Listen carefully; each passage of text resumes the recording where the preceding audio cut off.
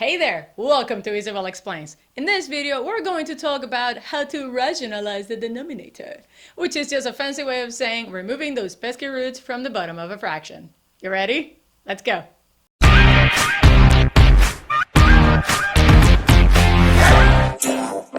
Alright, so the first exercise, we have 2 divided by 1 minus the square root of 3. And in order for us to find that rational denominator, what we're going to have to do is multiply by the conjugate of this. And what is the conjugate of this denominator? Well, it's very simple. All we're going to do is we're going to change this square root from a negative to a positive, leaving the rational part intact. We do not change the 1, we only change the square root of 3, or the negative square root of 3. So we're going to multiply by 1 plus square root of 3 divided by 1 plus square root of 3. Now, how much is this going to be? Well, remember that this is in parentheses, right? So when we multiply, think of them as in parentheses, and so would these be as well. So you would have to distribute. All right, so when we have at the top, we're going to distribute 2 times 1, which is 2, plus, and that would be 2 times square root of 3, so it's 2 root 3.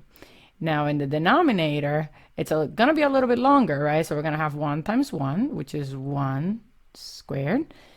1 times positive square root of 3, so this is going to be plus root 3. Negative square root of 3 times 1, which is minus square root of 3. And then negative square root of 3 times positive square root of 3, this is going to be minus the square root of 3 squared. Now, what we're going to do is simply simplify. So at the top, there's nothing to simplify because think of the root as if it was like an x. So if we had like 2 plus 2x, you cannot add that, right? You have to just leave it expressed as it is. So this would be 2 plus 2 root 3. And this is going to be divided by, well, 1 squared is just 1. And then the reason why we did this is actually so these 2 can be eliminated, right? So we have positive square root of 3 minus root 3. Well, that is 0, so that gets eliminated.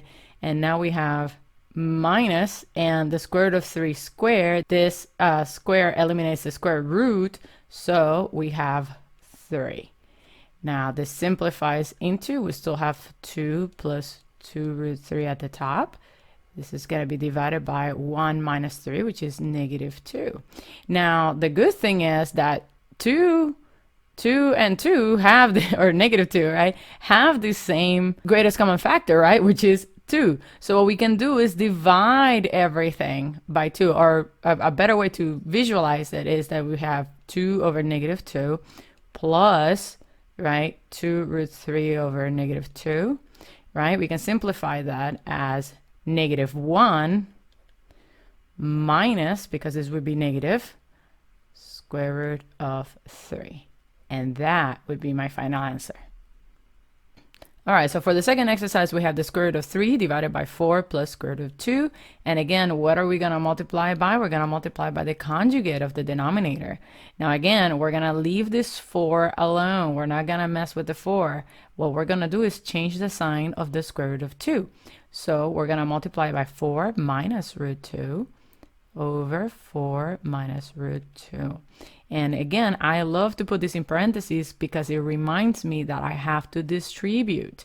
Okay, make sure you distribute it. So if we do square root of 3 times 4, that's just going to be 4 root 3. And then if we have square root of 3 times negative root 2, right, this is going to be actually the square root of 6. And why can we do that? Because they're both inside of a square root. So that's okay. And now this is going to be divided by 4 times 4, which is 16. 4 times negative square root of 2, so this is going to be minus 4 root 2. Root 2 times 4 is plus 4 root 2. And root 2 times negative root 2, this is going to be minus square root of 2 square, right? This is still on the denominator. Sorry about that. That looks terrible. But that's okay. So again, the point of us looking for the conjugate is so that we can eliminate that root from the denominator, right? So negative 4 square root of 2 plus 4 root 2, that's going to be 0. So that gets eliminated. And the square root gets eliminated by that square right there, right? So what do we have now? Now this is going to be equal to, we're going to leave the numerator the same, 16 minus 2, right? So we have 4 square root of 3 minus root 6, all of that divided by 14. Now, I personally would accept this as a final answer. I'm okay with that, but some teachers would actually like you to simplify it even further if possible. So what I would do then is divide this, or not divide it, but like split it into two different fractions. So this would be 4 root 3 over 14 minus the square root of 6 over 14. And the reason why I do that is because I know that 4 and 14 have a common factor of 2. So I would divide both the 4 and the 14 by 2. We don't mess with the square root because remember, this is as if it was an x. So if it was 4x divided by 14, well, I would just simplify the 4 and the 14. I would not touch the x. So this would be 2 root 3 over 7 minus the square root of 6 over 14, because that just doesn't simplify. So here you go. That is your super simplified answer. And last but not least, we have 4 divided by the square root of 7 minus 2. And now you're like, Isabel, this is different. Well, it is, but it is not really, because this is the same thing as me saying negative 2 plus square root of 7, right? So remember that the conjugate is just going to be flipping the sign of the root outside, right? So my conjugate for this one is just going to be negative square root of 7 minus 2. I do not mess with the 2. So this is going to be divided by negative square root of 7 minus 2, and that's what we multiply by. All right, so here we go.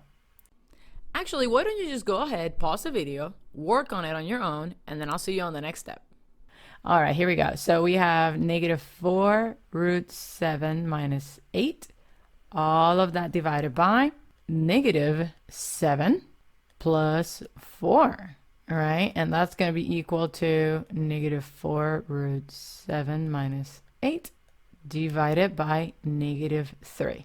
And 4 or negative 4, negative 8, and negative 3 don't really have a common factor. But the one thing I would like to eliminate here is all those negatives, right? So I would multiply the top and bottom by negative 1, and that would just leave me with 4 root 7 plus 8 over 3. And that way we don't have so many negatives floating around. Actually, no negatives floating around. And that is it. I hope this video was helpful. If so, don't forget to like and subscribe. And if you have any other topics you'd like me to make a video about, let me know in the comments or just email me at isabelexplains@gmail.com. I'll see you next time.